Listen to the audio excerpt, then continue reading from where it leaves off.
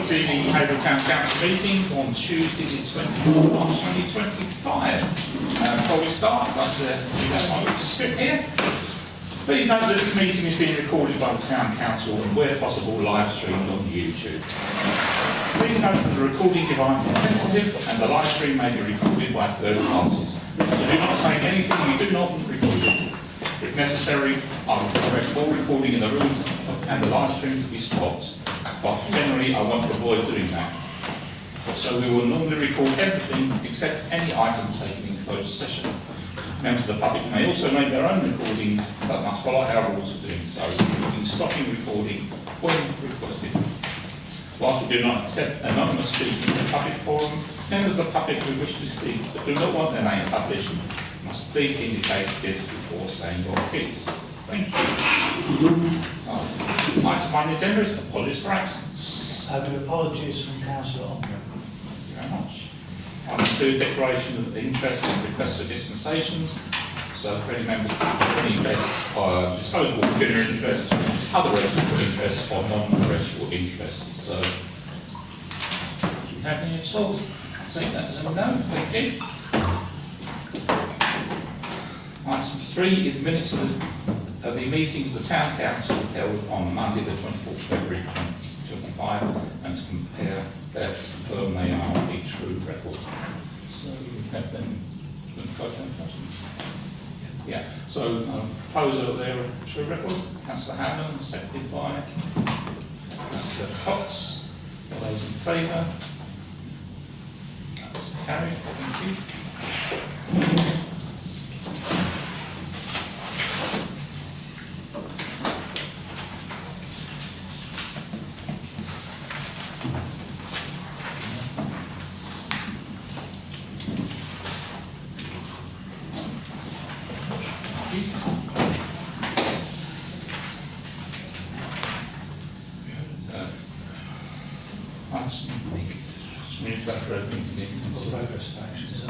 Okay, so item 4 is no progress of actions. The first one is C4 170 S106 occupations in Haverhill. Chair, this was Councillor Roach was going to check on what the status was of the fundraising for the new toilet facility, given that Suffolk County Council had taken back control of the libraries. Sorry, is that one? No, it's not the first one. Is that not that one? First one. Oh, sorry. That's usually Francis. Oh, I see. Right. Sorry. That's resolved. Yes. Yeah. So that first one. Sorry. Yeah. So talking to colleagues in the local intermediate care board, etc., and West Suffolk Council, there's a considerable amount of activity going on to come up with the explanation of what happened to the money. So that's ongoing. C25, 6C was the CPE forms. We're still waiting for that. And now on to the one you started earlier, C25. Yes. 020C. Apologies.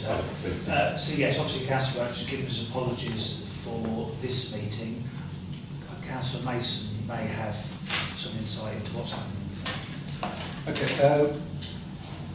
So independent from Councillor Roach, I took the opinion that Suffolk County Council has an obligation, as it's their building, to provide accessible toilets. I've been kind of watching from a distance fundraising efforts at Haverhill Library, because at the time my thoughts hadn't gone on to Suffolk County Council's obligations, and they're not close enough to being able to fund it themselves. Even though I was willing to put some extra money in, it still wouldn't have made all the difference to have funded it. So I have lobbied quite hard, and I'm waiting for an official response, but I'm not going to stop there, because there are accessible toilets, but when St Nicholas Hospice and the cafe is shut, those toilets aren't accessible. And so it's just not right or fair that people should be using the library and not be able to access toilet facilities. So as soon as I've got an update, I'm pushing as hard as I can and we'll see where it takes us. Okay. Yeah, we did a meeting with the manager at the library, and she did say she'd stopped doing fundraising because obviously they're hoping to get it resolved through other channels and things like that. C25020 F Whittington Recycling. So that was referring the issue to environmental health. Well, that's like it by Councillor Brown and Councillor Roach. The second part, I wrote to the County Council looking for planning for enforcement, and they came back and said that the enforcement action, the application which the action referred had been withdrawn because they've now got a planning application in, so enforcement would normally stop, but they would look to continue action. So whether they will, I don't know. But again, I met with the planning officer in Ipswich. Voting to date yet for it to go to a panel. I fully intend to speak when it goes before development and regulation. They have modified their position slightly, but the conditions that were set out in the Town Council's response I think are perfectly reasonable, and I'm looking to try and underpin that and reinforce those. Councillor Brown. Yeah, I did speak to the environmental health officer about this, and again, basically what he said was that the Environment Agency themselves have now taken a keen interest in what's going on there, so any other further issues should be directed towards them first instance. Thank you. You're second. Yeah. Okay. Fine bench reports from distinct councillors on issues of burden at Haverhill and the public forum. 5A is the police reports. As a bird said, as usual, analysis for the previous, so thank you for that.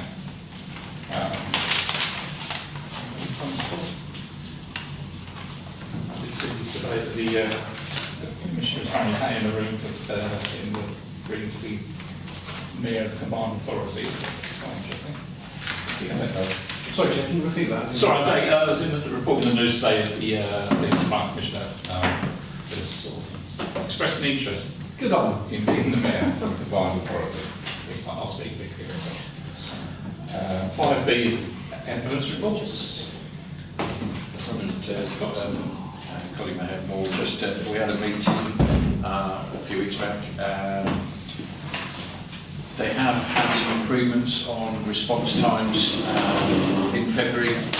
No sustainable data, so we're still watching that. But an update was that there was a differing data presented to us in the meeting that was then presented in the paper or online. Did you say? Sorry, the next meeting? No, you said there was 2 lots of data. We had one data in the meeting, and they presented a different set of data at a different point. Yeah, they gave to the Suffolk News a different figure for the same improvement. So you know, data was not necessarily accurate, but and there are things still not necessarily in their control. The big thing was that was still probably from the first meeting is the amount of ambulances caught up in the hospitals. So until that is resolved, it's going to have a huge impact on every response time. But still, there was an acceptance that it was unacceptable, but no significant way forward as yet. Councillor Brown. My big take on it was there was a dramatic improvement in February for no obvious reason, which I would have liked to have known and them to explain how that miracle happened. So I think next time, because I was fully expecting the figures to be as bad for February as the previous 2 months, and suddenly there was this huge improvement, which is welcome, but there didn't seem to be any rationale behind how it happened. There's still kids up at hospitals, etc., etc. So I think that's one of the things that we really need to push for. Possibly send them a message beforehand that say we really need to know what happened and how the figures improved so much in 1 month. Yeah, I think we're looking to meet again in the end of June, I think it was suggested. Yes, Yeah. that's right.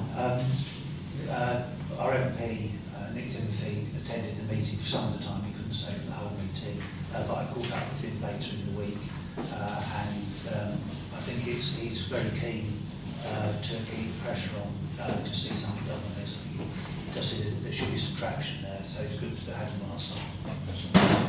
Councillor Johnson. Yeah, just the thing that stood out to me was there was quite a lot of emphasis repeatedly put on the potential use of the fire service as a sort of, a support for the ambulance service. And I just think it's really important that we kind of don't allow that to be used as sort of a sticking plaster, which isn't going to solve the issue. It would help slightly in some ways, but it's not going to solve that issue of those higher category calls when we don't have any ambulances anywhere near us. So I just think there were a couple of times when it felt almost like they were trying to drag the conversation back to say, oh, well, when we have the fire service on board, it'll solve everything, and it won't. So I just think we need to kind of be aware of not kind of accepting that as a solution for all of the problems. Just to expand on one thing, it is worth noting they utterly refused to take into any account of having a vehicle stationed here, whether it would be a rapid response vehicle. They were not going to consider that at all, even though that was requested in both meetings, that they're not willing to consider that. Councillor Hudson. Sorry, Chair, just anecdotally, it isn't particular to Haverhill. Even in Huntington, where my daughter is stationed, she drives an RRV herself, and she can find herself in Luton. She doesn't return to Huntington until the end of her shift quite often. It's all in the tethering. Sorry, Councillor. It's all in the tethering. The tethering. You know, if they would agree to tether something here, it would be massively improved. But they won't. So. Well, that, what we understand when you have the abatement this year to improve things when it's tethered it. What's happened since they untethered it, we're not too sure. But whether it's got secretly worse, I don't know. Right, okay. 5C then is county councillors. Councillor Mason, thank you very much again for your detailed report. Did you want to add anything to that? Just a couple of things. The report is matter of public record. If you've got any questions, feel free to ask.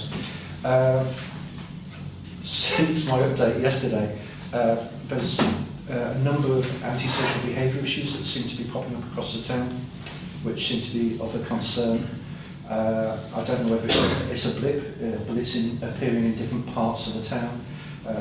Downs Crescent, Saxon Close, we've got motorbikes going around the place. I'm in conversation with the local police. I'm just saying that there seems to be an increase in antisocial behaviour just at the moment. Just one thing on the report that I'd like to drill a little deeper on, and I don't want it to be contentious. It's regarding the amendment to the budget at West Suffolk Council, which was defeated. There was a debate. The amendment was parking for the first, free for the first hour in our car parks. Since that meeting, I was requesting data. My contention is Monday to Thursday is an entirely different data set to what we would expect to see on Friday, Saturday, or indeed Sunday, those 2 days being quite unique.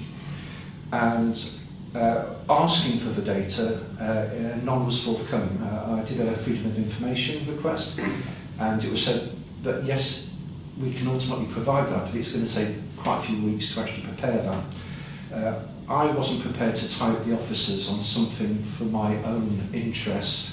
I was willing to do quite a lot of number crunching to see patterns over time, across years, taking into weather and events that we held in the town. I just find it concerning that the lack of data regarding transactions of our car parks isn't available. I have been promised that from the 1st of April, 6th of April, 1st of April, that they are going to have systems in place so a year from now, if that data is requested, because I think it's really important. I think the Friday markets, we're going to see evidence there's an uptick in transactions and footfall. I think on event days, it's going to be clearly obvious there's an uptick. but there is no way of analysing Monday to Thursday what the transactions are happening on those particular days. And it's very difficult, and, and the weather-related issues can slew the data. But I have requested that, and I think it's really important, without going too national, I'm aware that there are businesses that are being hit with increased costs at the moment. My wife's dance school, her business rates have nearly trebled because of change of government policy. And for me, whatever support we can offer the high street, I think we should be exploring those avenues. And so whilst I am disappointed regarding the motion, I still think we should be seeking better understanding of what's happening in our car parks so that we can properly support our local businesses. Thank you. Councillor Smith. Sorry, I think I misunderstood something you said. You said you couldn't get the data for the Monday to Thursday. Was the data there for the Friday to Sunday? No, it's summative, so that they can do it kind of monthly. That they've been collecting data. The raw data hasn't been stored in a manner in which it would be easy to extract. They were willing to do it for me. I wasn't willing to take up so much officers' time in this instance because I hadn't made it particularly public, but I did this week with information. And I think the high street improvements aren't going to be appearing this year, and there's a good chance they won't appear before summer next year. And so we would have a year's worth of good data from April to April for this year, so that then we can begin to compare it maybe after the high street improvements have been delivered. Okay, thank you for clarifying that. I think that's your opinion. You don't mean to be there. Then that's not a fact that it's not going to happen until then, is it? That's just your opinion that you don't think it will happen. It most certainly is my opinion. Yeah. Okay. Councillor Luke, sorry. Otherwise, it's kind of nice of you to try and relieve officers from work. I really think they should be doing it. I'm working with John at the moment to put a request in for more data. We've got the car parking data for 2019, pre-COVID. I think we should see it post-COVID, because at the moment we're being given lots of comparisons to last year. But actually, what happened before COVID? Because we keep being told our car parks are returning to normal, but visually that really does not seem to be the case. I go into the car parks on a Saturday and they are massively down on where we were before COVID. So I really want to understand that and then be able to work out what measures we need to put in place for our car parks. You know, does 3 after 3 on a Friday work, or is there something, an alternative that would work much better for the town? I have previously asked for, slightly different, but I've asked for CPE data from operations. They used to get sent round to all councillors and then it stopped. I had to put in a freedom of information request for that because I was told that officers don't have enough time to compile the data. As soon as you put a freedom of information request in, the data's there. So if they won't give it to me again, I will put it in as a freedom of information request myself. Officers work for us at the end of the day, but we should have that data that's so important about our towns. Can I come back to it? I fully support you. The conversation I had, I did a value judgment because at that point I hadn't spoken to anybody. It was just very much my own interest. Based upon the debate that we had, I didn't think there was space politically to want to go back into that discussion so soon. So I was willing to put a pin in it. The debate was held, the vote was cast, and we lost. Lost by 3 votes. It was a shame not more local members supported it. But it is what it is. Well, it is what it is. But I would support your request, if you may. Yeah, I think that was unnecessary to say that. There was reasons why I didn't support it, and that was obviously, it was a balanced budget, and that's what we were requesting things to be taken out of reserves, and that wasn't appropriate. It's being looked at, and we can have a debate again.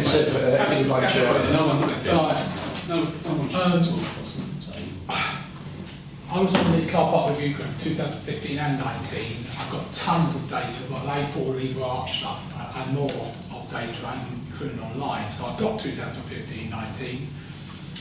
I even went over to their offices in the Parkway multi-storey to actually sit in front of their computer, and they showed me how they can easily extract data. They just don't like doing it. That's what they've told me in the past. I've even got ANPR data from June 2018-19, I think it was. So this was the last bit of data before COVID came along. Remember, we never implemented those changes because COVID came along. So yes, it's nice to have post-COVID, and I think Councillor Green is dead right. Jubilee Walk car park previously was a long stay car park, it's now a short stay. But COVID basically brought it in that car parks went down substantially. It was 115% occupancy, i.e. it was constantly churning all the time. Now it's about 60%. Meadows car park is probably the only one that has increased, because that went up from about 2% and is currently running at about 5% based on my counts as I've done. So I've got a lot of data. For them to turn around and say we can't provide it, I got the CPE data. I've had the CPE data from 2000 right up to 24, and I have reported it here. It took them 2 weeks to do, and it's just a case of pressing a button, because I know in 2019 they actually wrote the SQL retrieval systems to retrieve the data as I wanted it. So, and we used to go to meetings every couple of weeks where they would come up with a load of new data, and I don't think officers were moaning that, oh, it's taken us a long time. So I think I think one of the problems is things like, you know, if you look at the 2019 report, and I've mentioned it many times before, things like 3 after 3 is a total waste of time. We proved that from the ANPR data we got. So you know, the 3 before 12 is what I recommended. Whether you go for 3 on a Saturday or whatever it might be, but when you've got officers over there who really don't care about business, and I think that car parking should come under growth, not under operations, as much as we got markets moved to growth, and I would argue about licensing as well. One of the problems is that CPE, as in my stats, you know, we're concentrating on the car parks for people who are not paying their money.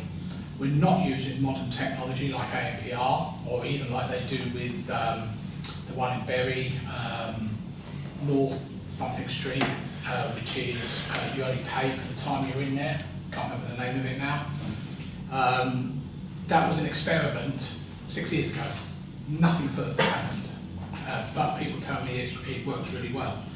So having free 1 hour or whatever is fine, but you need somebody to, how do you monitor it? Because they tell us you can't use ANPR, you can't do this. So yes, you could get a ticket, but it requires CPE officers to be there literally in that hour, and they're not there in that hour. There are 4 people down out of 18, and that includes people who cover Bayborough and Bury and Newmarket and all the other places. So I think it's an excuse.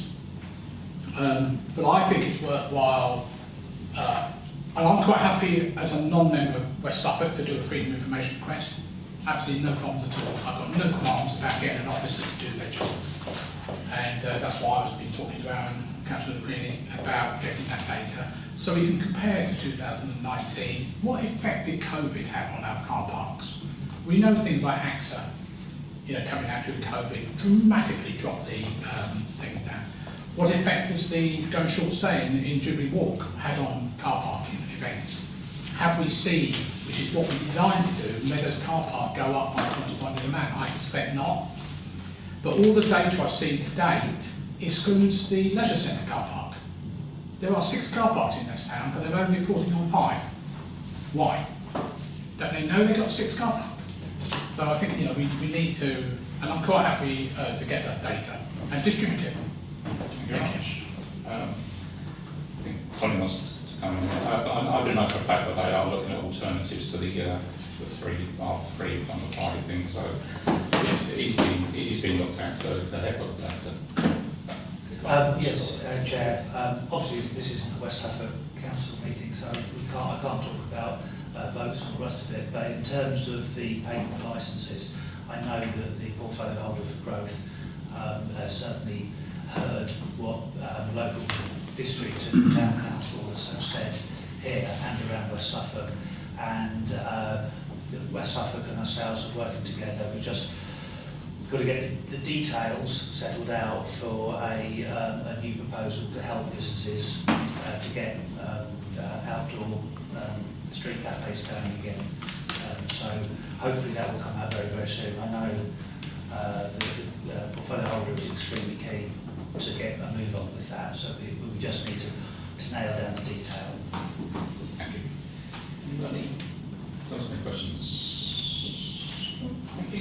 Sorry, can I just ask, Councillor Mason, about unlit bollards, which you kindly sent something out yesterday, I think it was? Yeah.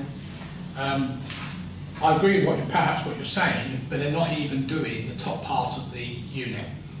They have made no attempt to repair or put any lights in any of those bollards that I have reported several times now. Okay. I'll feedback that. Yeah. The response I had yesterday was, or was it Monday? I've lost track. Was that they had teams out looking at the bollards. They do clean twice a year, they claim, and that they're only required to make sure that the blue bit is clean. But if you're saying that's not the case, then It's not reflected, you can't see them. I'll pass it back. Thank you. Thank you. Councillor. Yeah, I was just looking at the planning meeting minutes are not in here. We had a planning meeting, talked about the town centre now. We had a planning meeting and we had a licensing meeting as well. Was it June? Yesterday. Yesterday, yeah. But there's a lounge. Aaron, Councillor Greedy will like it's more than that. But lounge is put in an application to put chairs and tables on the market square. And I think that is absolutely fantastic. Obviously they won't be there when the market's there and what have you, but I think it's really exciting because of getting the town centre vibrant, and also that's a magnificent lounge is really good, and I just hope that that brings the footfall in. Thank you. Thank you. Okay. 5D, district councillors. Any of the district councillors got anything to add? Yeah, Councillor Brown. Yeah, overview and scrutiny week before last, I think it was, that they've brought up about the Section 106, well, not quite fiasco, what's happening with Section 106 money around town, and it's taken on board and it's going to be an agenda item. I think it's next meeting or the meeting after, so they're calling all the relevant people, planning officers, Section 106 officers, and we're going to chat and see what can be done, see what's going on. So hopefully that helps with what's going on. Councillor Mason. It's a little bit of a segue, but it does link S106. There's a number, well, there's a S106 that was underfunded for cycleways and paths, pedestrian improvements, including a pedestrian crossing and cycleway towards Sandals Ward, so along Allen Sutton and down to Sandals Ward. The S106 was insufficient to fund that. Having said that, I'd like to thank all the members who contributed to the Haverhill local travel plan. I did reference that in my report. So Councillor Stitch, Councillor Byrne, Councillor Burns, Councillor Rooney, Councillor Davidson, who all contributed. Thank you for that. I understand there is a pot of money for Haverhill. For me, outstanding S106 projects that have been underfunded, for me, should be prioritised in the first instance. But the plan that we've got has now gone to the active travel team. There's going to be a meeting with David, Heike and myself, and hopefully when we get the new improved document back, it should look a lot better than the first copy. Thank you. That's one of the reasons I think that Section 106 is fundamentally flawed, is that, you know, it comes up time again that, you know, there is a project that's talked around on Section 106, and when by the time it comes to delivery, there isn't the money there to complete. We had that with the Railway Walk. We had to fight to get extra money from West Suffolk Council from development there to get that bit finished. But you know, as Joe was saying, that shouldn't happen. They should have it in the Section 106 agreement. There will be a path provided from A to B, and that's written there. It doesn't matter what it costs. I mean, they're not complaining if the value of the houses that they build go up or anything like that. But you know, they're saying, oh well, there's £50,000 allocated. Well, actually, that was 8 years ago, and that doesn't go very far. So I think that's one of the things that we really need to get nailed down is that whatever we want, we need to say it's the path from A to B and get that written. And you should be placing Yeah, exactly. Yeah. That's Burns. Yeah, I just want to remind members about the fact is on the Great Willsey S106, there is a commitment, and it is a commitment, to put traffic lights at the end of Chalkstone Way, which is a pedestrian crossing as well. So if you can't get one on, you know, the Pelican, there is one going to be there, which will be suitable for young people to go to the schools down Chalkstone Way. That's the whole purpose of it. We'll get rid of the existing Pelican crossing and put the lights there instead. Invariably, it's always lights there these days anyway, with people picking up the road, so it just means it's a bit more formal. Thank you. Yeah, councillor, anything at all? Okay, thank you very much. So, 5B, then the council report. Thank you, John, for your report again. Anybody got any questions for John, or would you like to add anything? No, it's not like it's Sunday, so probably not. No, I had a WhatsApp conversation with the police last night, very late last night. They've obviously published something about young people getting on the roofs of particularly the High Street. They know exactly where they are, so they're going to be going out very shortly talking to the landlords of those properties and also the occupiers, because some of them are flats as well. Most of them are behind the vape link shops around there, link thing around there. But also, and I mentioned it last night, the Bixon pub, the hoarding has been broken into, and kids are now getting onto the roof of that as well. So I've given them all the details. They're going to contact the owners and see if they can get it fixed. And the owners live in Epsom, so I'm interested to see if they respond. Thank you. Thank you. Councillor Coles. Big news. I went to a Swift meeting, talk about Swift, so I thought I'll just share a very tiny bit. Actually, it was quite interesting. Swift numbers are going down, and they don't necessarily know why. And they've been trying to look at how we can improve them. And one of the things which I think is worth us all being aware of was the Swift bricks, which I'm sure Councillor Mason and others that may be aware of. It's literally bricks that they can put in the top of the buildings. It's not going to cost anything more, but it's really a case of just trying, if we ever aware of people building, just suggest putting some Swift bricks in, because numbers are going down, and they did just anecdotally, I'll just say they did follow a Swift, and it went from, and they come in only for 3 months, so 3 months here, it was June, July, August, and then they flew off to Africa, and then toured around Africa then before they came back, so they haven't quite understood why numbers are going down, but it was just a simple things we can do. So if we are aware of any new builds, it's worth just suggesting putting some Swift bricks. Thank you. Thank you very much. 5B. Members of the public will want to make statements or put questions at this time. No, Chair. No, thank you. Well, then, so item 6 is the report. Just for the first paragraph of my report, I'm on the dates mixed up. I didn't realise there was an old meeting at the end of April, so ignore the first paragraph. If you have any questions on my report, to ask them.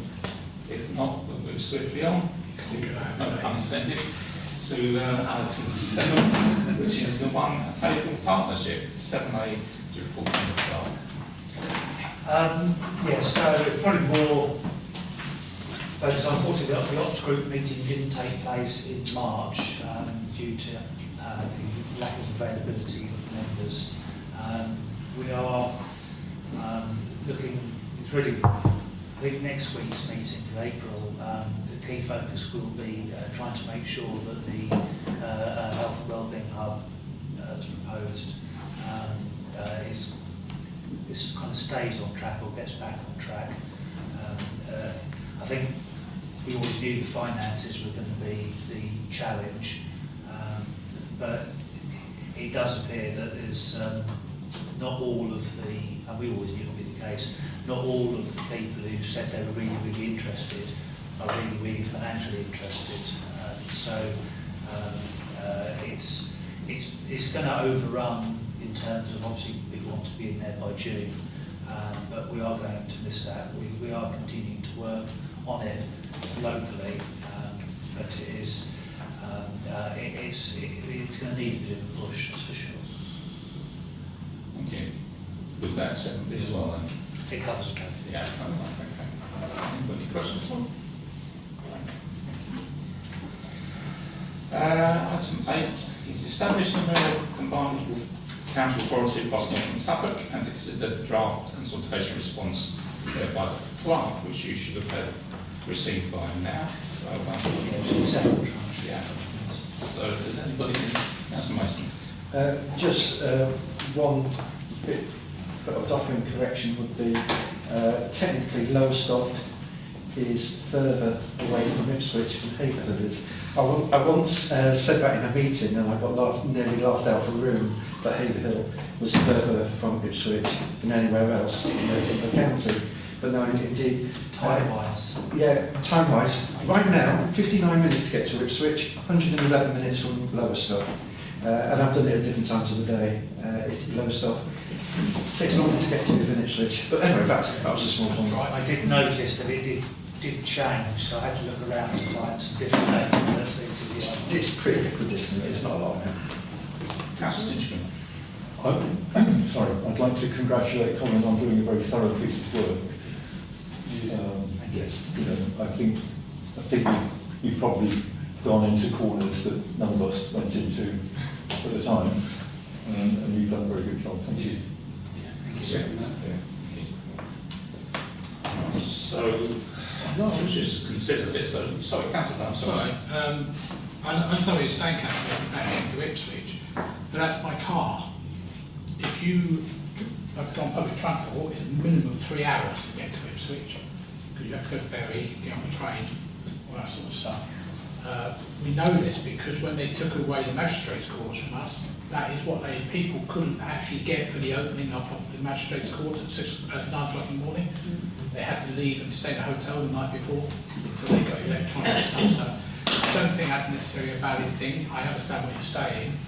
I mean, 50 odd minutes to Ipswich, depends which bit of Ipswich you're talking about. You know, I used to do that regularly for many years, and the best wood in the world, it takes longer than that. But I understand what you're saying. In the morning, it takes me an hour and 20 minutes to get to we used to do it 6 in the morning. Thank you. So Colin's going to change that to, say, public transport.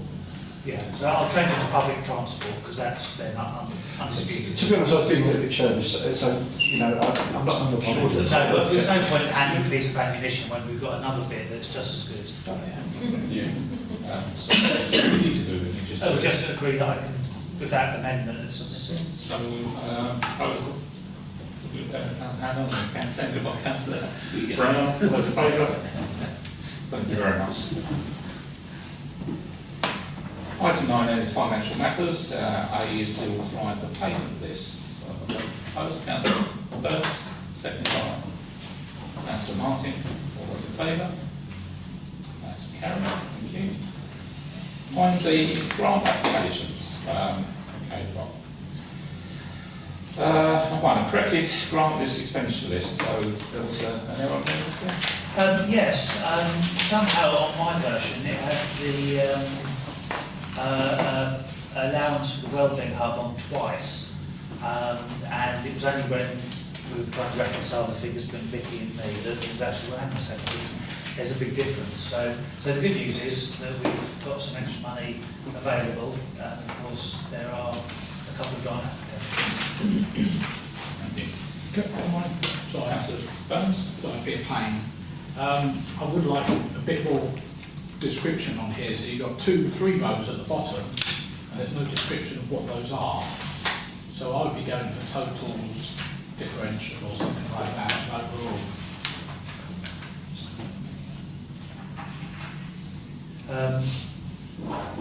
Well, I can. In the left-hand column there. Yeah, just let people know what those are. Yeah, exactly. Yeah. Councillor Smith. Well, I know what they are. So can I just check that the 298463 is what we've got left? Yes. Make sure. Well, just for the benefit of anyone trying to read the minutes of this meeting, you didn't actually put Appendix 1 as a heading for the... Okay, thank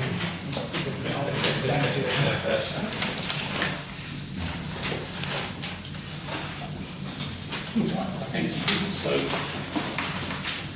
9B2 then is the first of our applications. It's Families Together, asking for £4,951.50 for Haverhill Chill, Chat and Play. Hopefully you've had a look at the grant applications and know that if approved, this will be funded for the remaining sum available this year and from next year's allocation. So, Councillor Burns. I mean, I am a little bit concerned on this one, and I don't have a major problem with the concept. It's just the fact that the match funding is not from the individuals who attend this. You think, well, are they all having, monetary problems, or are they just attending because they can? Yes, I understand why they're not attending, but I would have liked to have seen, is there a subscription thing going on, just £100 a week or something like that, which would reduce that amount of money that we have to pay out. And of course, Families Together, I believe, gets money from West Suffolk as well. So something just, but I mean, I don't have a major problem with it this year, but I think we ought to consider it for next year. Councillor Green.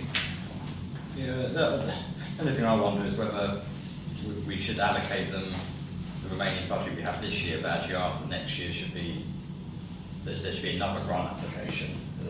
Maybe that'll give them an opportunity to look at any other funding sources they can find.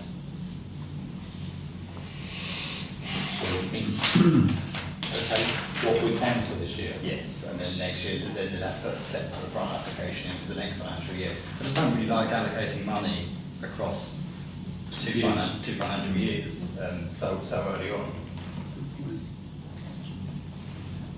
Anybody else any comments? Councillor Smith. I would agree with that. I don't know, I was making a proposal about what I'm second So, what are you saying then? The remaining amount of 2,900. Yeah, do you want to put this proposal Yeah, then? yeah, So then we allocate them £2,984.63, but ask for it to come back There's again. only 6 days left of the year. Is that their budget for 6 days? Come on earlier. Well, yeah. It's a coincidence this application has come at this particular date. It's not for 24. It's not for the year that's just finishing. Is it for next year then? Yeah, it's next year. Yes. Next year's next week. Yeah, but we should consider it next year. We can bring it to the April meeting, but it doesn't seem. It seems a bit pedantic.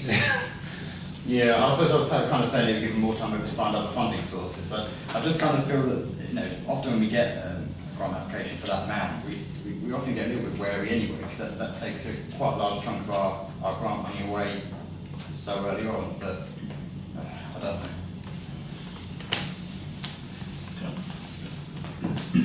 Okay. Can I ask why they submitted this so late in the financial year? If this is for next year, then as far as I'm concerned, it should be funded for next year, not this year. Well, it was only a coincidence that because we thought that we'd already spent all the money this year, it would have if we had done, then it would have been coming from next year. It's the same reason that the next grant application, the school needs to know as soon as possible. But the fact we've got a little bit of money left over, if it went into next year, Well, the money from the existing grant scheme goes into general reserves. It doesn't get carried forward. No, I know, yeah. So this way is actually, if anything, it's taking £2,000 off of the pressure of next year. So for the grant for this one, which is asking for 4,900, the opportunity is to fund 2,900 out of this year. That money would otherwise be lost to the grant making anyway. That's good. Yeah, okay. It's all one big bucket. Yeah, given what Colin has just explained, then I'm actually going to propose that we support the grant application for now. I'm seconded by Councillor Jones. Councillor Cox. I was just going to suggest in terms of response, could we just that there is a concern we'd like them to be looking when they apply again, that they are also looking for alternative funds, so we don't just sort of say, spring it on them when they apply next year, so they've got a year to think about it. Councillor Jones, did you want to say something? Just a small thing, just on the sort of discussion about them sort of, potentially charging some of their users if they were able. I think that's quite problematic. I totally agree we need to ask them to find, to obviously be trying, everybody should always be trying to find alternative funding so it doesn't all fall on us. Just on that, it can make things quite complicated for the people who can't afford to attend, if it's a thing where they have to sort of say, oh no, I can't afford to pay, it can make things, it could be off-putting to people, and then those people who need the support aren't getting it. So I wouldn't personally like to suggest that to them, because I don't think it's a great idea. But yeah, apart from that, I completely agree that they're needing to get funding. So I've got a proposal from Councillor Lucrini, that we fund the full amount, and seconded by Councillor Miller Jones. So all those in favour? That's carried. Thank you. These three is the Castle Manor Academy. Chair, Yeah. it was slow of me, but I've got a peculiar interest in this. I'd like to request dispensation to stay in the room, but if you need me to leave, I'm happy to step out. So anybody propose dispensation? Stay in the room and vote. No, not though. I'm happy not to vote. Partners. Okay. Councillor Greeny, seconded by Councillor Liz Smith. All those in favour? So Councillor Mason can stay in the room for debate. I don't think you wanted to leave, because you're my shepherds.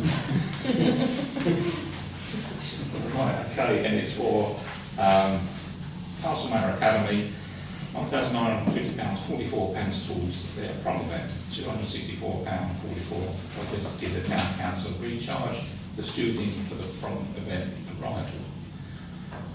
So what funds would be from the new financial year, the school needs to know as soon as it can enable the event to be organised. So we're looking at fund from next year's pot, so that's what we just decided to knock on here. So Councillor Hannon. Yeah, I think before we start, because Samuel Ward at their event here, don't they? Do the staff help Samuel Ward? The Sam Ward staff. Oh, sorry, our staff.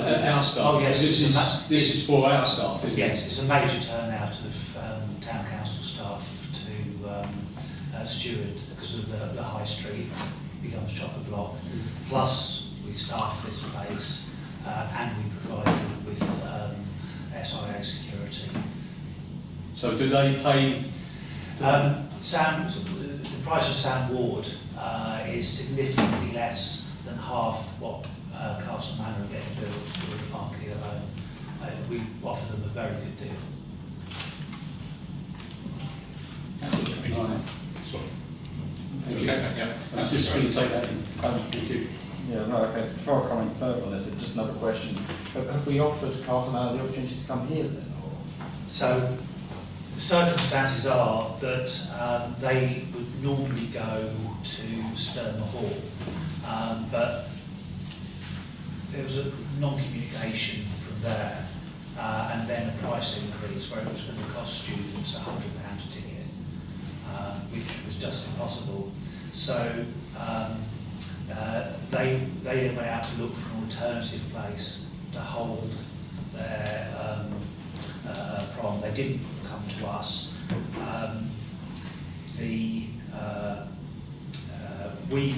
We were asked to get involved to help them with traffic control for their prom cars, and I went up to Newcroft for a meeting and helped them organise all that side of things, and said what we could do to help, which is set out in the application.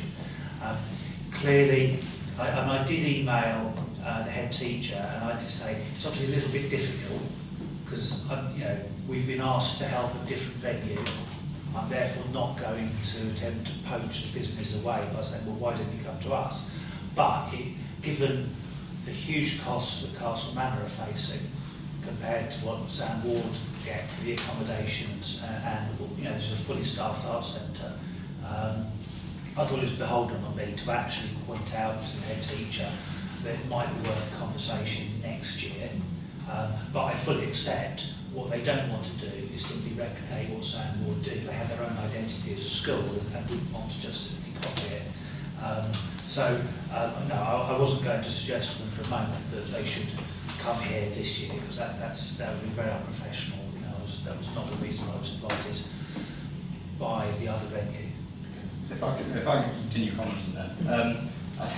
It's slightly worrying. I feel like we should treat everyone fairly. Both schools should get the same thing from us. The trouble is, for Samuel Ward coming here, this building costs taxpayers money, regardless. Yeah. So, to me, it's not the same cost, and I have no problem with them having the £260 for staffing, because that helps our staff, that helps the local economy fine.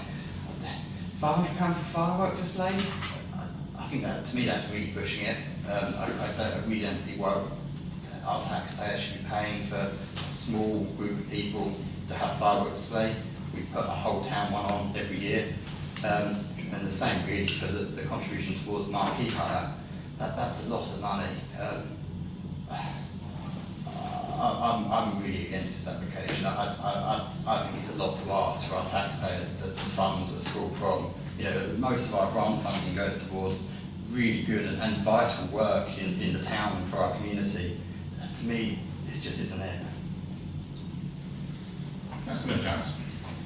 I have similar thoughts. It quite surprised me that this one came out, just because it does seem almost a strange thing that this would fall to sort of the town council and the taxpayers to be funding something. I would have thought that it being a school thing, there would potentially be the opportunity to get funding from county, but I mean, I don't know if that's not a possible thing. I don't know if they've come to us because it's easier, or I don't fully understand. I invited them to put an application in, because they said that they were struggling for money, and obviously when any organisation says to me, where can we get some money from, I'm on the bound to point out it belongs to me. I would be interested if we could work out how much, because you said obviously we give Samuel Ward a very good rate for everything here. I wonder if you know a sort of monetary amount of sort of how much we are essentially donating by giving a good rate, so that we could potentially look at giving a similar amount for this rather than the full amount. Yeah, I don't know the exact figure for what it would cost us, but I would have thought, if somebody told me it was over £1,000, I wouldn't be surprised. It's certainly, you're talking about £300 or £400 for the SIA that we fund. Obviously, we would put more stewards, twice as many stewards into the high street. So that's probably £500, plus there's stewards here, there's the ushers and the duty managers here, etc. And bar and all the rest of it is all provided. So you wouldn't get very much. They pay £1,200. Okay, so it's probably several hundred that it's costing that they're not paying. So that's well, I wouldn't be surprised if there's not £1,000 difference between what it commercially cost compared to what we let them have it for. But certainly it's in the many hundreds. Okay.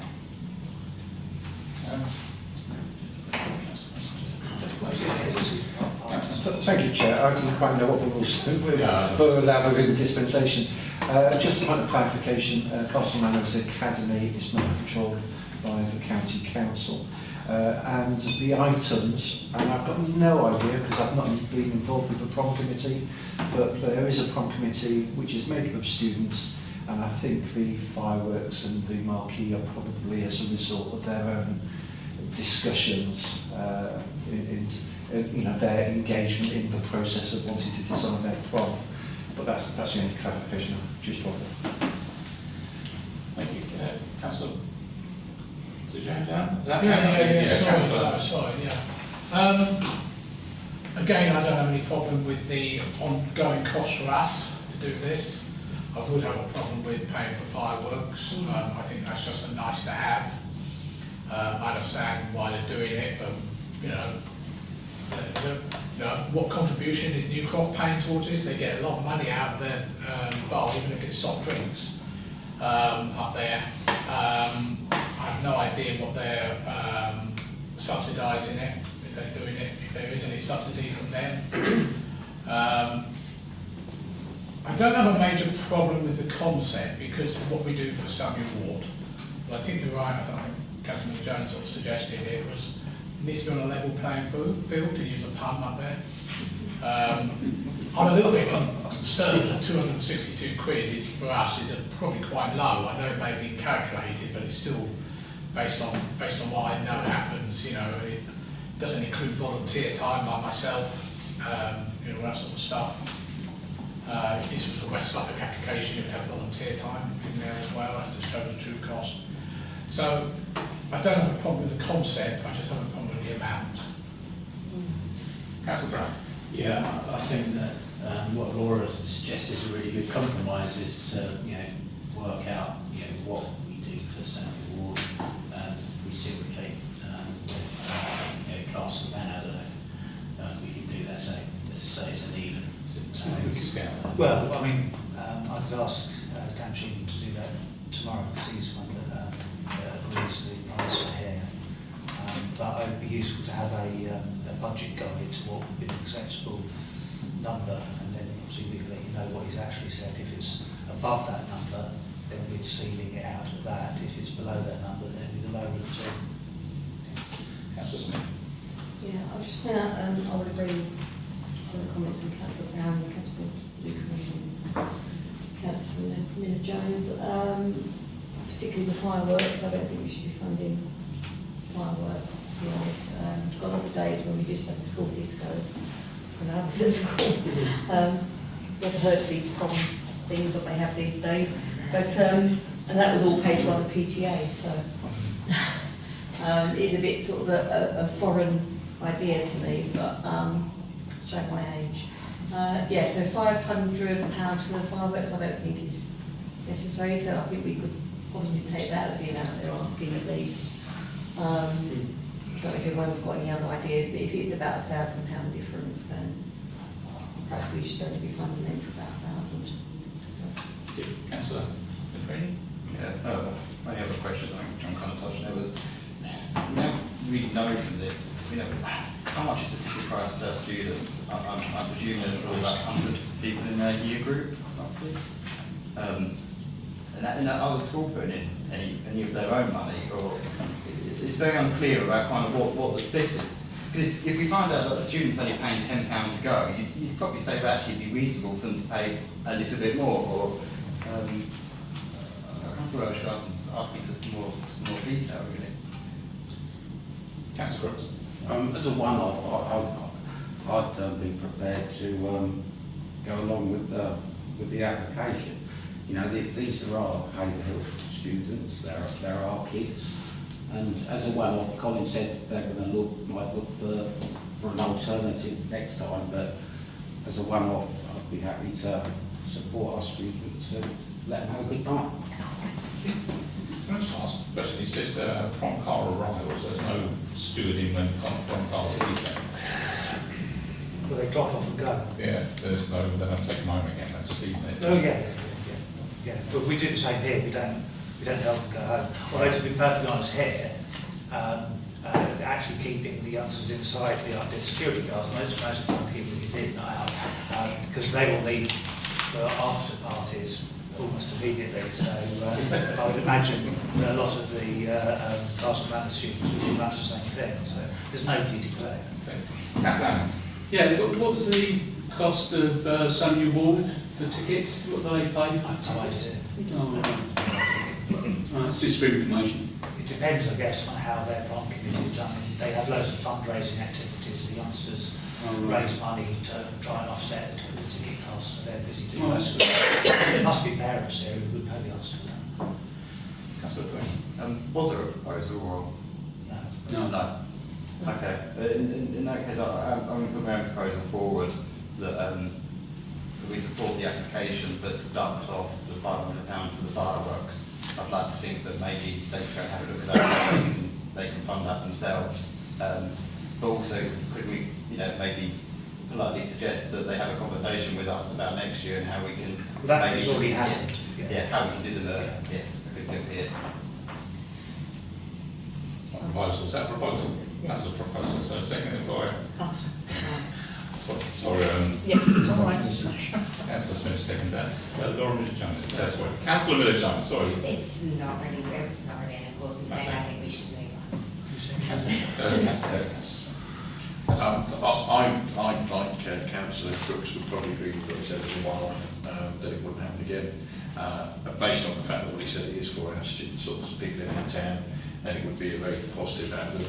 And as we haven't got a set figure as yet as to what the figure would come out at, what the difference would be, and they want to know so they can start moving forward, I think on this occasion I would support that. I mean, if Councillor Crooks wanted to propose it, I'd second it. If he doesn't want to propose it, I'll propose it. We've already got a proposal. We want to put a second Yeah. Yeah. Okay. We'll see if it falls. So sorry, Councillor Crooks. Can I amend the proposal? Yeah. Yes, it was suggested to amend it, yes, absolutely. I'd like to amend Councillor Green's proposal that we grant a full amount of hospital. Is that an amendment? Yes. Okay. Your second. Sorry, I'll do the It's for proposing that we can grant the full amount. Oh, thank you. The question is whether Councillor Green is willing to accept that. Councillor Green, would you propose to accept the amendment to fund the full amount, including the fireworks? No.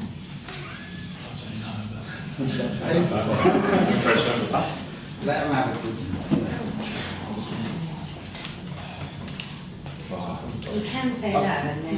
No, I'll tell you what, It'll be a vote anyway. I'll say yes, and then people can vote, and it gives council an opportunity to vote. Okay, so this has amended now. Yeah. No, Or does the second have to? no, the amendment's been accepted. Right. So, Accepted by the second vote. Well, the vote was Without the second, I was the second, I don't agree. is there somebody else willing to second it then? What's his name? Second. Yeah. Right. Councillor Burns says. Well, I'm talking to the amendment and the other one as well, to be honest with you. Is I think Colin just mentioned the thing that I've noticed for the last 4 or 5 years, or 3 years probably, because we were doing COVID, is they turn up in their lovely cars, and often, a lot of them actually leave within half an hour, because they've got better places to be honest with you, and some of them have actually been in better places before they got here. And you go up there at, 8:45 upstairs, and there's not many people left here. And I think it's a lot of money, and even for Sunday Walk, it's a lot of money that they spend when the kids are actually thinking. I don't know how much involvement the young people have been involved in organising these things, or whether it's just teachers who do things. I have no idea. That's what worries me. They spend an enormous amount of money on cars, dresses, suits, some not suits, some not dresses. But I do worry, that worry me, that we are spending a lot of money. I think most of us probably didn't do proms when we were young, except for us just young.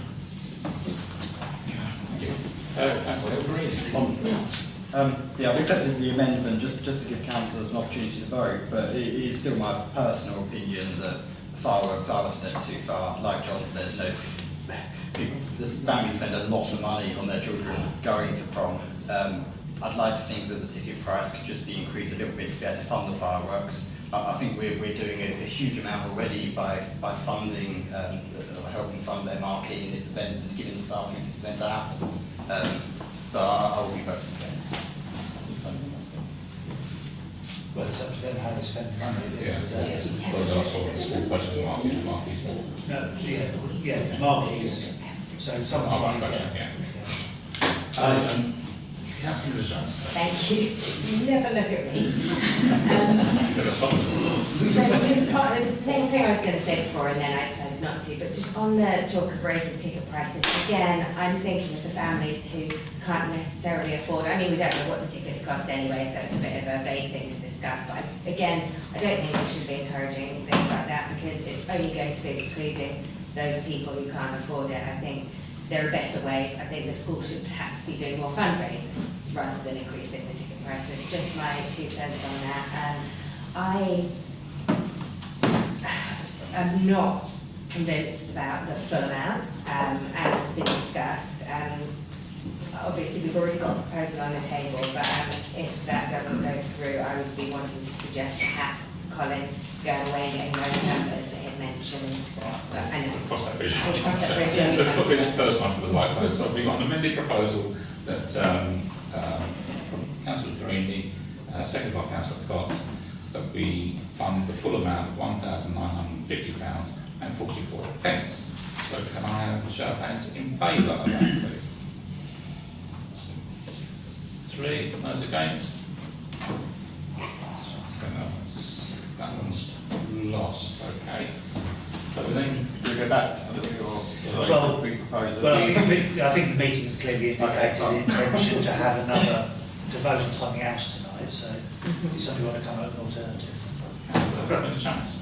I would like to propose that rather than just dropping the 500 when we don't know what the price is that Samuel Ward are getting, I would like to propose that we, I can't remember what the wording is, but we give Colin, that we vote on saying, sorry? Delegated powers. Delegated powers, that we vote on saying Colin can use his delegated powers to find out the value that Samuel Ward is getting and then offer that same amount to Castle Manor.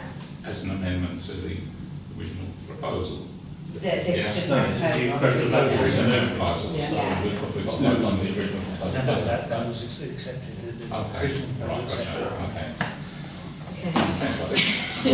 Would you like to put out in formal words that We want to second it.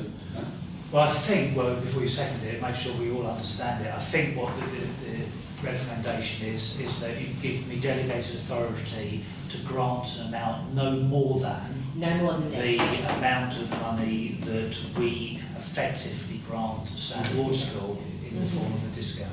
Yeah. Yeah. Does that make sense? Makes sense.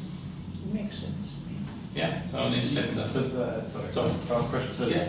so ultimately, though, they could have that £1,160, or are you saying if you went away and found that we only gave £1,000 to Samuel Ward, that's what you give them?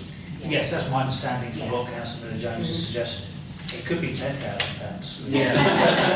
So I did suggest at the beginning you might want to give me a budget ceiling. I assumed the ceiling would be this amount, so it would be anything up to 1,950. On a practical basis, I think that's what. Yeah. I just want to make sure that you didn't go away and say that, oh, actually, we only give Samuel Ward £1,000. Suddenly, then they come back to Castle and say, well, we can't do this at any point. No, that would, well, that's their problem, but if they did that, they'd have a money there. If they actually cancelled it. No. No, okay. Councillor Smith. So are we saying the ceiling would be the 1960, Yeah. or should the ceiling be less than £500 for the fireworks? I don't think it should be, because if that's how much Samuel Ward are getting, then if they choose to spend it on fireworks, that's their choice. Okay, sorry, yes, I know what I'm saying.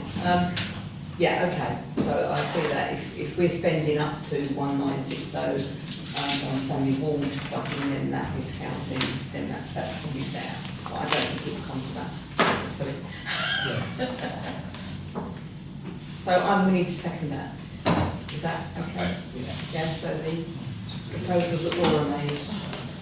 So just have to clarify something. Yeah, sorry, it's actually it was 1960 the grant application, 1950. So, I mean, I think on the basis, I'd be very surprised if we're giving that much away to South Ward. I don't think it makes a bit of difference. Do we want any more clarification on that? Well, just that Colin let us know the amount. Yeah, clearly, I'll put it in the minutes. Yeah. Give us a post-meeting note. Okay. We haven't had a second. Proposal is, Yes. second, councillor. So the proposal is that the clerk is asked to go away, find out, like for like,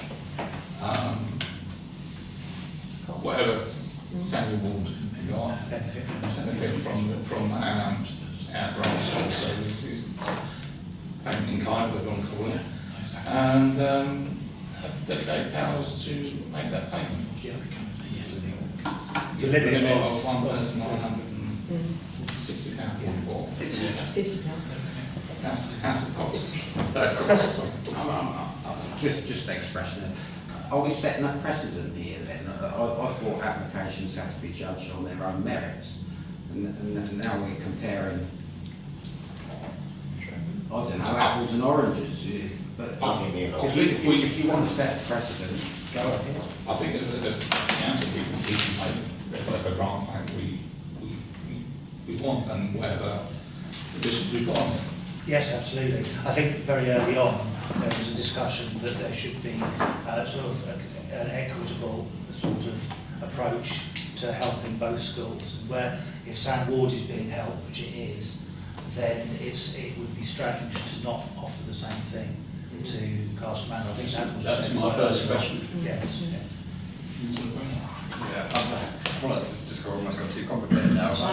My original point really was that I just felt that we don't pay Sammy Ward to have fireworks, so I should pay for Castle Manor to have fireworks. I feel that having to go away and work out what Sammy Ward is getting is it will just get so complicated, given this is just a one-off, and kind of what Jason has said. Personally, is either we, from my point of view, is we either give them the money with the fireworks, or we give them the money minus the fireworks, so we know the event can go ahead, and they as a one-off, they can fund their wrongs. That's all right. Yeah, I think that it's a one-off, it's not going to be happening next year, etc. So I would agree with Aaron on that. I've listened to what everyone would have said, and I think, to be fair, if we don't give them enough and they can't get the marquee, the event doesn't go forward. So I'd hate for that to happen. So I personally am more willing, it's helping the marquee, but not the fireworks. And I think it's, again, a good compromise. It saves Colin having to run around his time, etc. So, but that isn't the proposal at the moment. Okay, so we took the proposal to test thing, and that was the one that was mentioned earlier. I'll go over it again. Hopefully you understand what it is. One where Colin finds out what the difference is. All those in favour?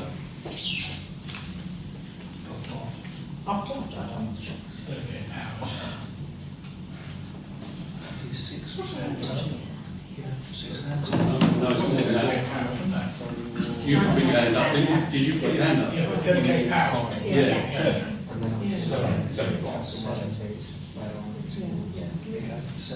Those against? 1, 2, 3, 4, 5, 6, 7. Oh dear. One, two. Sorry, there's more hands out there. 1, 2, 3, 4, 5, 6, 7, 8. Yeah. So, Councillor McGreeny. So I'll kind of go back to my original proposal, that we'll fund the event minus the fireworks, because that feels like that's a fair way of doing it, the same as what we do for Sammy Ward. £1,460.44. Yes. I'll second that. Second by Councillor Burns. Unless you want any more discussion about this, we'll get to the vote. All those in favour? Hooray!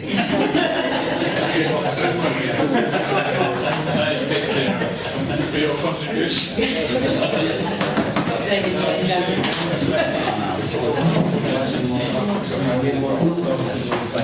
not accepting amendments.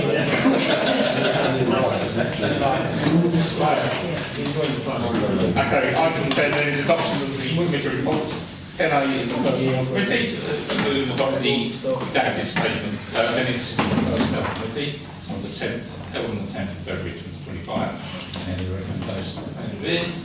Councillor Page, seconded by Councillor Greeny. Those in favour? That's carried. 10B, then the planning committee moved and adopt the minutes held in meetings held on the 7th of February and 10th of March 2025. And any recommendations contained therein. Proposed by Councillor Hanson, seconded by Councillor Smith. Yeah, that's right. That's all these in. All those in favour? Those against? That's carried. Thank you. 10C, again, is the Leisure and Improvement Committee to move and adopt the minutes of the meeting on the 4th of March 2025. Their recommendation has been proposed by Councillor Burns, seconded by myself. All those in favour? That's carried. And finally, the Arts Centre Development Group to approve update in terms of preference and appoint members to this committee. Okay.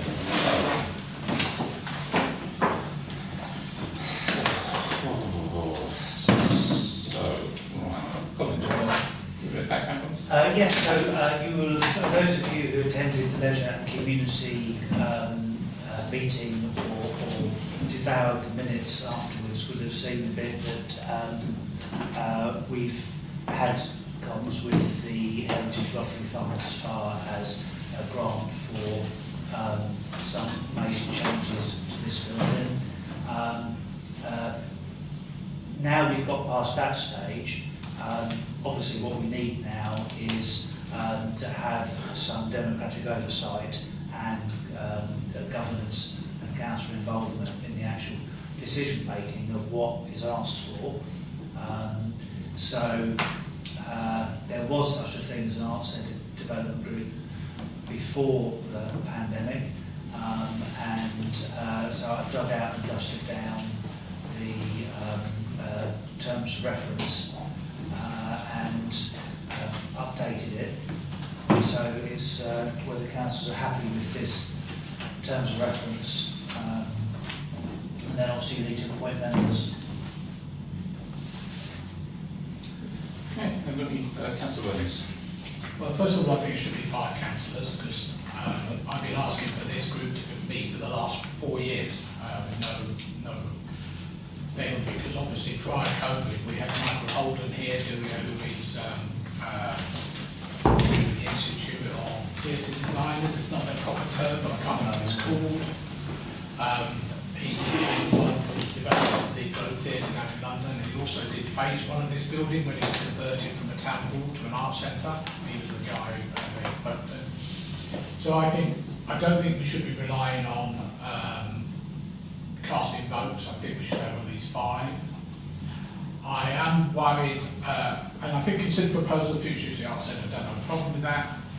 Provide democratic and friendly nature work, that's no problem with that. Creation of that, consider the business plan, delegate powers, approve submission, make grant making bodies, don't have a problem with that. Authorise expenditure within relevant expenditure codes. It's not defined what they are and how much they are. There are plans which none of us have seen, and we spent a lot of money on plans over the 5, 6, 7 years. First the aborted one we had where we were going to build right out the back and this sort of stuff. I think this should be more of a working party, and I think if it's going to go ahead like this, it should, for big decisions, report back to full council. And here it's sort of suggesting that doesn't happen. It's only those 4 or 5 councillors who are going to make those decisions. And, we could be talking about a lot of money here. I don't know how much money we're talking about, but several £100,000, I suspect, if not more.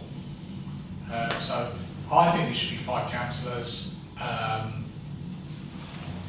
so there's no casting vote as such. It's just whoever is there. So I think that's what I was to think. Thank you.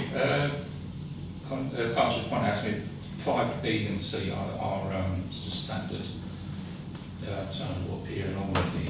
There are all the council terms of reference that you guys approve every year, and that they haven't changed from when this was last approved. Yeah, this is something quite unique. It's not, you know, spending money on a new printer or something. It's, you know, quite a substantial capital, possibly capital expenditure. That's my only thought. It's just making sure it's transparent. That's all I'm asking for. Councillor Mason. When you consider that to be corporate you only need 3 councillors and 1 officer, if that is a very small number, if you're then going to be in theory writing cheques. So I'd agree with Councillor Burns that should come back to the council. Sorry, what you're suggesting? Well, I don't know. Recommendations. Sorry, if I can come back. I'm not talking about, I just want to make sure that we know what those relevant expenditure codes are. Yes, we know what the budgets are for those things, but we don't actually have a budget specifically for our central government. Sorry, can I come back, Chair? I thought you said, Councillor Burns, that you thought that to authorise expenditure, you would prefer that to come back to the full council. No, I thought that's what you said. For example, approved submissions to grant-making bodies, there may be a cost involved in developing that application. Maybe, I don't know. So what you don't want to do is every time you've got to spend 50p, you have to come back to council. But I just want to know how much those what commitments are we talking about here, basically? We don't know the answer to that question. We don't know until we go through it, because it's not, it's a... No, this is like a 4-year project. How long is this? But Councillor Smith, we can 6 years. Would we perhaps put, I know in some of the delegated powers, we put an expenditure amount that would need to come back to the full council with. So perhaps we could just put that in there, that there's a limit to what you would need to come back to full council. Councillor Green? I agree with what John's saying. You know, that this is a big project, a unique project, and one that I think every councillor is going to be really interested in. So I'm slightly concerned that such a small group of councillors will be essentially signing off the whole project and any spend. Also slightly worried as well in terms of how this feeds back to the whole council. Certainly kind of, if this was, you know, like West Suffolk Council, would be looking at kind of member briefings and working groups to be able to go through these plans and be able to contribute our ideas. So I just want to make sure that kind of happens as well, that there is an opportunity for all councillors to be able to feed into this project and get updates, and it not just be one very small committee. I don't think a final decision can be made without coming back to the council. Well, I mean, obviously, I would have thought most of you would have had more trust in your colleagues than to worry that 4 councillors are going to keep a secret millions of pounds. Don't worry about trust. What I find about that? This is a 4 or 5 year project. You'll get loads of those reports. We can certainly write that in, but I mean, I think we need to be realistic. That in terms of number of councillors, I don't mind what it is. You can make it more if you like. If one is missing, it will be an even number again, and so the chair would still have the casting vote. I wouldn't suggest you strip whoever the chair's list of the casting vote. Although I'd be really surprised if anyone needs the casting vote. But this is a major project. There'll be loads of member briefings, etc. We can write all of that in if you'd like. But I mean, this isn't something that people are going to come back and say we've just spent £10 million and didn't tell you anything about it. You're talking about yourselves. Councillor Cox. I agree with what Councillor Smith said, and if she proposed it, I'm happy to second it. But in terms of what's being said in getting updates, can't we have it as a standing order, like on section 5, just to update us as we go along?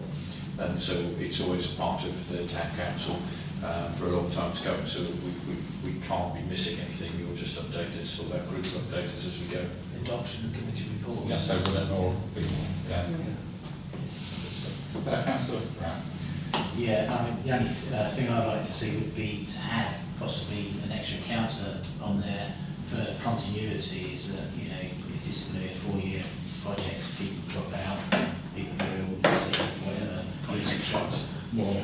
Yeah, at least we've got people there that you know, we can sort of rely on and that have been, you know, part of the group. The more, without making it unwieldy, I think if we had possibly 5 on there, just an extra one. Councillor Green. Yeah, thanks for your comments, Colin. I kind of appreciate that throughout the 4 years of this project there's going to be lots of little bits and pieces that, you know, not everyone needs to vote on or discuss in detail, but I really would like it written in that to make sure that councillors are at the heart of the redevelopment of this building. I really think it should be in there that we hold working groups and member briefings throughout the project at any significant stage, rather than it just being the adoption of committee reports.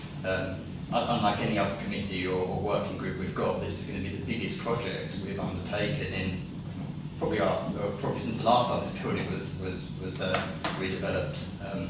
So I'd really like that included.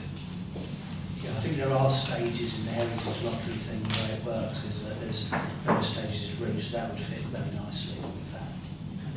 Councillor Hannah. Yeah, when this was set up before,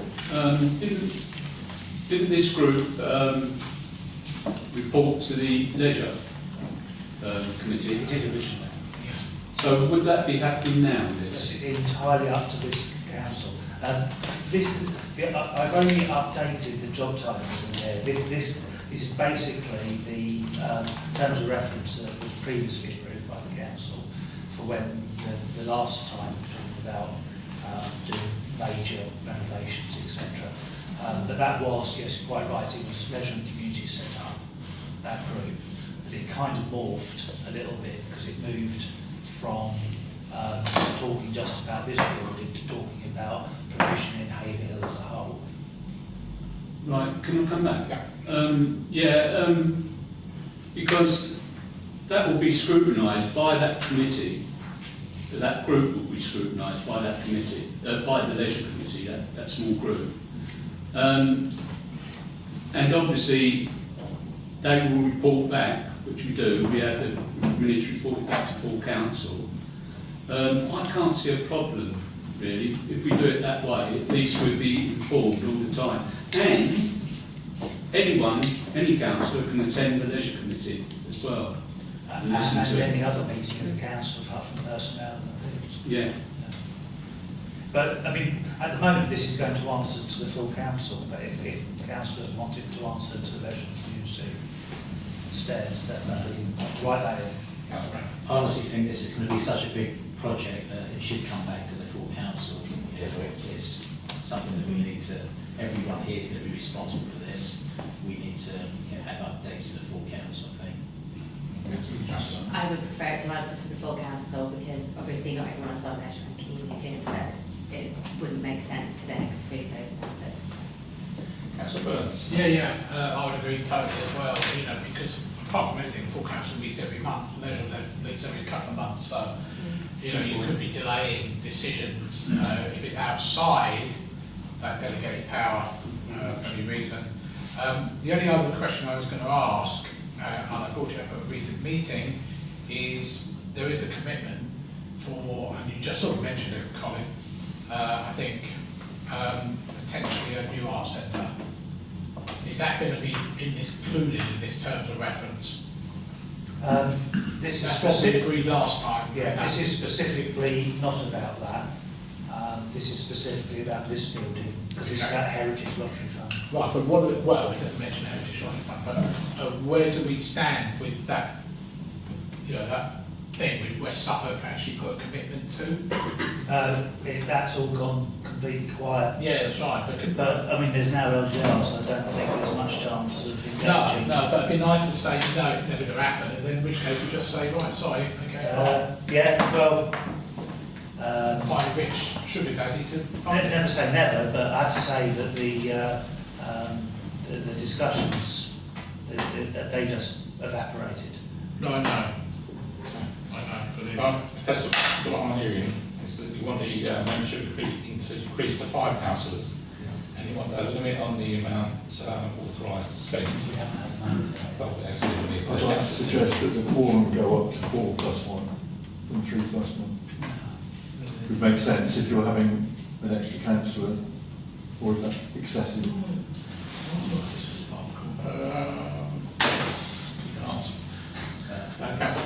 To be fair, that's why I suggested the extra one, because not that I think the quorum should be 4. I think 3 might be a stretch. You know, we're all busy, holidays, etc., and I'd hate for the committee not to be able to meet if you know, 2 people are absent. So if it's 5, it gives that chance for the 3 to be there. Yeah. So keep the quorum at 3. Yeah, that's what I, you know, my personal suggestion. Yeah, 5 councillors. So 5 councillors. Okay, so the Census, seems they will keep it 3. Okay. So 5 in total, 3 in quorum. Limited amount. So we're looking for amounts to limit the expenditure. So I've got no idea. No. That seems like a very difficult thing for us to decide right now with very limited information. Is that something that we can maybe come back to and say for now in our proposal, we will want to limit it, but we'll maybe ask for some more information to know how to limit it? I'd suggest putting in £5,000 if that is uncomfortable.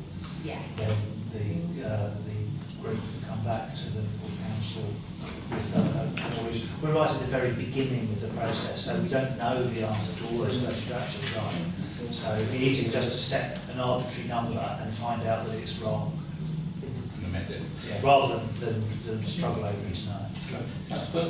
If you think that's going to be enough, I was actually thinking more of that, but because I know some of these things are going to be quite expensive, especially if you bring in consultants, which I probably would, you know, we're going to do a lot of development. I'd like to see people who've been doing this for donkey's years, you know, not just... Chair, the only thing I would say on that is, yes, I absolutely agree, it could do, but in terms of sensitivity of the council to spending money, probably would, if it was a £20,000 consultation cost, as we've seen other councils run up, I'm quite sure full council would want to hear about that themselves. So it doesn't really affect what you know about more immediate costs. I'm not saying it's the cost, it's the it's a palatability of councillors to want to allow this group to just spend that money. Even if 20,000 is the right answer, that may still want to reserve that decision to full council. Well, you have to find out where that money's coming from, of course. Well, exactly. Yeah. Okay. I was going to say that's something that really needs to be discussed, obviously not now, but you know, how we're actually going to fund this, loans, heritage lottery, etc., you know, how much we're putting, you know, the taxpayers at Haverhill on the hook for, you know, etc. in the future. So we need to get that straight first. That's why I don't think you need to worry too much about the number. Shove in 5,000 or whatever and be done with it, because it's either right or wrong. Have we got a proposal? Because if not, I'll You were make finding it. Okay. So there's 2 other things There's a couple of things on there. So what we got is on under 1, the membership is 5 councillors. Yeah. And under 5B to limit the amount to £5,000. And also you want to add in member briefings and regular reporting at significant stages of the process, and that you're going to answer to full council, just to put that Yes. back in white. You've taken the words out of my mouth of what I was just going to say for my proposal. So thank you're you. going to propose that. That is my exact proposal. Well, if that's proposed, I'm going to second it then. Yes, the second one, councillor. Okay. So we've got a proposer and a seconder for both terms and conditions or terms of reference. All those in favour? That's carried. Thank you very much. Yes, now, who wants to be on this? So there's two people automatically on it, mayor and deputy mayor. So how does that work if they're changing within the next? Well, it becomes the next one, Okay, ex officio. right, okay. So we're looking for 3 councillors basically to sit on the group. Councillor, what do you think? I'd quite put myself forward. My only question to Colin would be, obviously I'm the chair of the Haverhill History Museum you reckon very early on is that going to cause a conflict of interest or? I think you'd have to suck it and see. If the concern is that it doesn't include the museum, then don't worry about that. No, yeah, I thought the other way around. Yeah. But no, if you find it awkward, then I think you'd have to say so. But not at this stage. Well, an issue that I would have to put myself forward. That's what you do, got hands up to see who wants to push it up. Yeah. So anybody expressing an interest, they've got Councillor Grindy. I was just going to ask what time of day they would made up. Would they be during the daytime or would they be evening meetings? It has to fit the councillors. Okay. They can be online meeting. Again, that's a big choice of the Last time it's meetings. done during the day. But that's only because it suited the membership at the time. Okay. So for Councillor Burns and Councillor Miller-Jones. Anybody else? That's three. We're looking for three. Oh, you're not looking for 5? No, it's got Mayor and the Right. Deputy Mayor. Yeah, good point. So proposal secondly, those. So proposal for those three? Yeah, that's what. Proposal Around. Second, Councillor Crooks. All those in favour? Carried. You got those three? Yeah. Thank you. Thank you. Right. Item 11, policy review. Review the following existing policies. 11A is equality and diversity. It's all read the changes. Yeah, okay. See on the screen there. It's basically, I think it's updating the act, isn't it? Well, some of those are not updates, they're things that ideally should have been in there. They've been around for a long time and we're now stepping up. But I have a comment to make on the public sector equality duty. I don't think we're compliant with that because we've got a policy, which is good, that's what we are trying to do, and we've got some equality objectives which have to be updated every 4 years, and we do, that's what we're in the process of doing because we've got 2 extra ones there. But there's another element to the public sector equality duty which for a public body of this size, up to 149 employees, which I think is us, isn't it? No, we have 60. Even if you take part-timers into account, we should be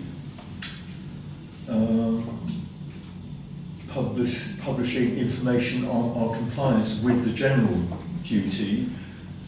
And obviously in educational context, I've also seen, well, surely that information that you're publishing about compliance should also say, well, you know, we've had these objectives for the last year, how are we doing with them? You know, should be that specific, you know, 5.1, 5.2, 5.3, what's our progress? So, does that require something written differently in this policy, or just making observation? that's right. You see that the policy is what we're trying to do, and we need I think it's called an equality information document. Is like what's our health check? You know, how are we doing with it? And that's what we don't have at the moment. I'm not sure whether you're saying that the policy should make an alert reference, or we just make an observation. Well, it could be bolted on as an appendix to the policy, but the point is it's separate, isn't it? It's Yes. how an evaluation is not the same as the policy. And the trouble is that has to be done, I think, every year. So is that part of this policy, or is it a separate document? Well, that we are going to do it should be part of the policy because it's a legal requirement to do it. But the point is the whole document either needs to have an appendix, which at the moment is blank, which is the, you know, the health check, whatever you want to call it, compliance, progress with compliance, or we have to decide that this is not the right place for it, and we should have a separate document, which should be published, by the way. You know, it should be. We should be proud of it, shouldn't we? The progress we make, ideally, or we should be weeping into our beard that we're not doing very well. So, is there anything actually in the policy itself, or can we approve the policy and then the personnel, whoever, could look at the compliance data. I'd be happy for it not to be mentioned in the policy because it's a legal requirement anyway, as far as I understand. I'll send you a link to the page I was reading. Doesn't take what was there. Okay, thank you. Councillor Mason. Could I just have a little bit more information about the notion of having an equality champion? Is that a legal responsibility that we have to have one? If it isn't, what are the terms of reference for what the equality champion would do? I worry about value signalling sometimes, and this very much feels like, you know, it sounds like really we should all be equality champions in that regard. So it's been about personnel some years ago. It feels unnecessary and it feels like value signalling, but if there's a legal requirement, then go ahead. Volunteer. Although, Chair, I would just point out that Councillor Stinchcombe has just an excellent job of pointing out the deficiency. So there's an example of what an equality champion might do.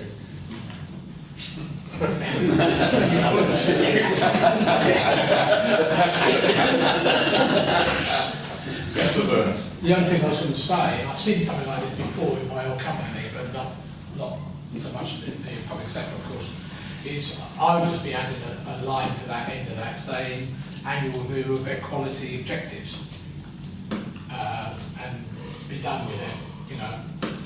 And if you want to refer to legislation, that's fine, but... Well, actually the government guidance I just read today doesn't mention reviewing the objectives, but I'm damn sure that ought to be done. What it does say is that the report ought to be, because the general duty is to combat all sorts of discrimination and everything, isn't it? And that's quite a big job, and that should be done in every branch of the council's business. It should be happening all the time. It's not just how are we doing with our 5.1. So... That's just Councillor Green. Yeah, my question on 5.3 is, does it have to be a councillor or could it be a member of staff? Just wondering, does that exclude any member of staff that potentially actually would want to take that kind of a role? Councillors are free to change the wording of any of the policy, obviously, unless it's actually a legal requirement, but yes, if you wanted to change it. Well, I would suggest it's not a terribly good objective. We monitor in order to blah, blah, blah. There's no point in monitoring it just for the sake of monitoring it. What are we trying to do with monitoring recruitment and selection?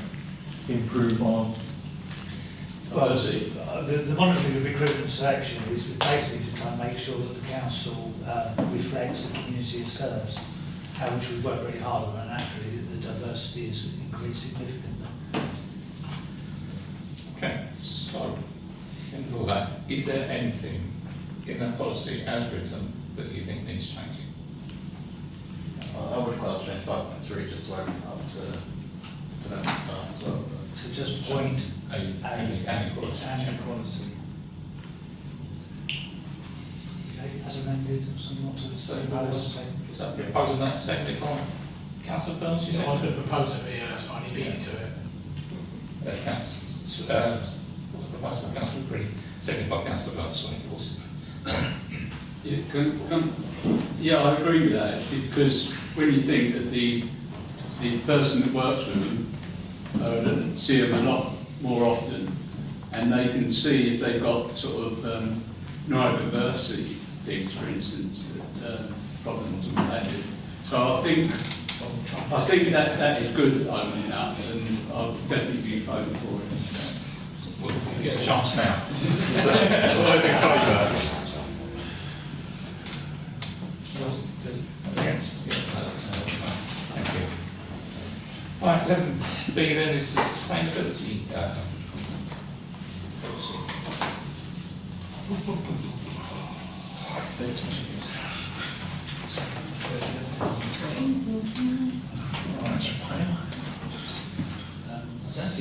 there's it's a little bit of change, as the original 3.1 said 2025, so I felt that we're probably running out of time on that one.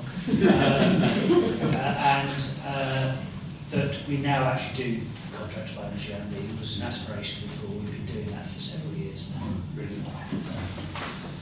Do we have any comments, Councillor? I would propose that we accept the amendment.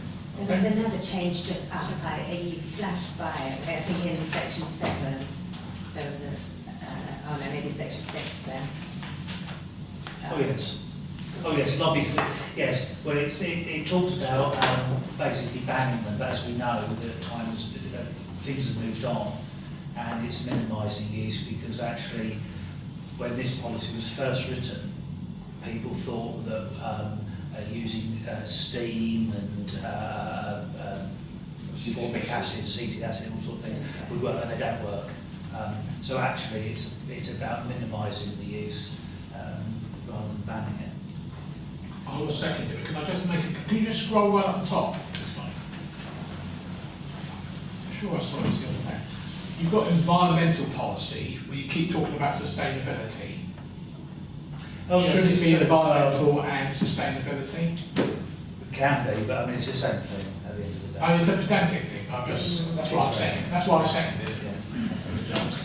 I understand the change of wording, Colin, in section 6 to minimising, but I don't agree, because there are loads of pesticides out there that have a rating that claims, so, I wish I remember what the rating was called, my brain is not working today, but there's like a 3-level rating that like herbicides and things are measured by to see whether they're actually, like how harmful they are to bees, and sort of the worst one is don't spray anywhere that bees are going to be, sort of thing, and then the middle one is you can only spray at night if it's somewhere that bees might be, you know, and then there's one that is, there's no restrictions, it's absolutely fine for bees. So I would consider those to be the non-bee harming pesticides, and there's no reason for us to be using those high level ones, but minimising makes it sound like, oh, we'll use those ones a bit.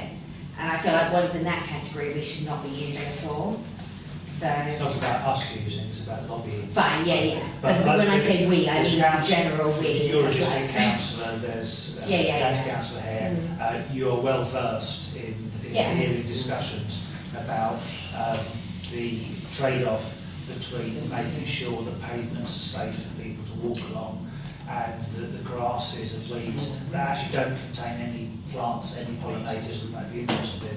The only effective treatment, unfortunately, does include the neonicotinoids. Yeah, again,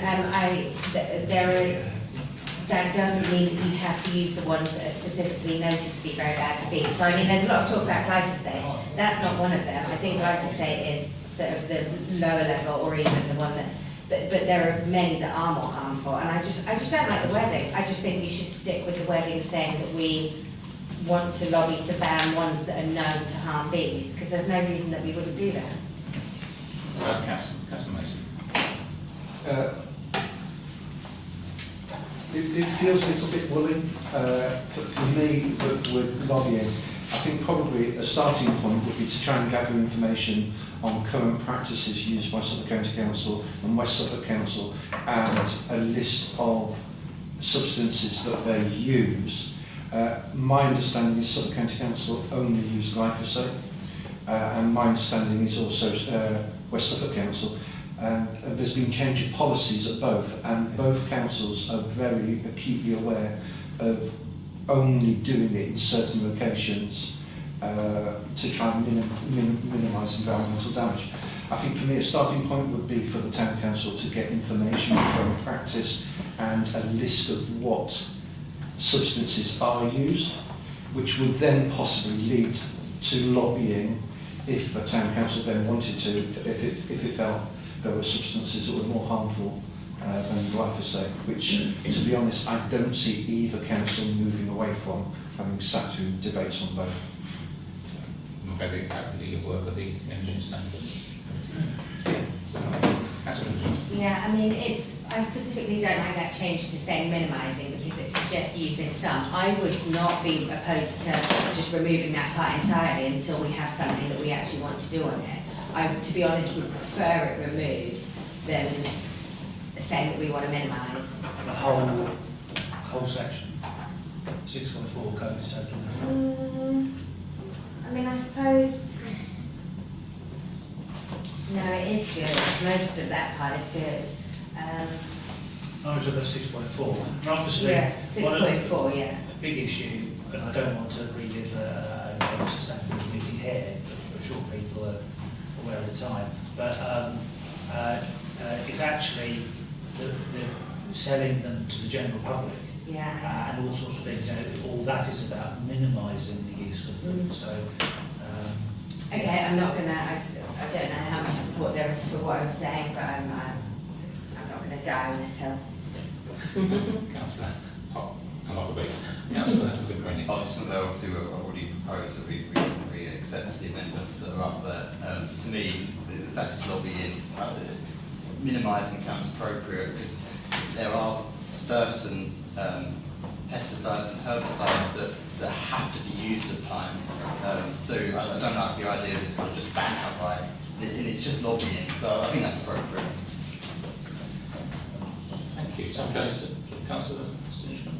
Well, we've kind of created a bit of a mishmash because we've lumped pesticides and herbicides together. I mean, it may well be true that we could be more definite about herbicides, but there are some pesticides that will kill bees, and I've even known people actually deliberately kill bee infestations of their houses because where do you find someone to take away your swarm just at the right moment? You know, you've got a problem and you need it solved.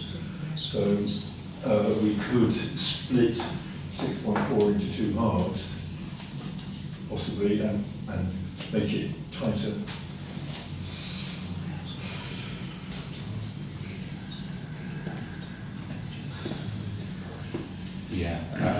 Yeah. It's just if we sort of adopt this now and give it to Energy and Sustainability Council Committee to sort of look at the nitty-gritty. Yeah. So, I'm not a fan of 6.4. It feels very woolly, and what that lobbying looks like without data information. But yeah, I'll pass on. We'll take it to peas. yeah. I'll hold my. I had an idea, but I'll save it for peas. Okay. Okay, so we have a proposal. Sorry. No, what it was just an observation really, is that, you know, every few months we allow another big chunk of our countryside to be ripped up and concrete over and habitat ripped out, and it seems, I'm all for what Laura and others are saying. I absolutely support these myself, but it's just a shame, that we're talking about this, but not the massive, bigger picture, which is, The elephant. Okay, so proposal now, Council. Do you want to have something? Yeah, I just want to propose, or So we've already had a proposer to accept it as it is, and a second that. Is that what you? Oh no. Did you want an amendment? I want an amendment. Yeah. That we put it to the sustainable committee. I think we just said So the idea is that we'll approve this and then these will look at it and can pass the change again later. Right. So we'll accept it for So proposed by Councillor Green, seconded by Councillor Burns, that we adopt this as council. And then give it to the Energy Sustainability. So all those in favour? That's carried. Thank you very much. Item 12 is action to take under the delegate powers, which still got none, I believe. Item 13, date of the next meeting is Monday, 28th of April 2025, and closure is at 2054.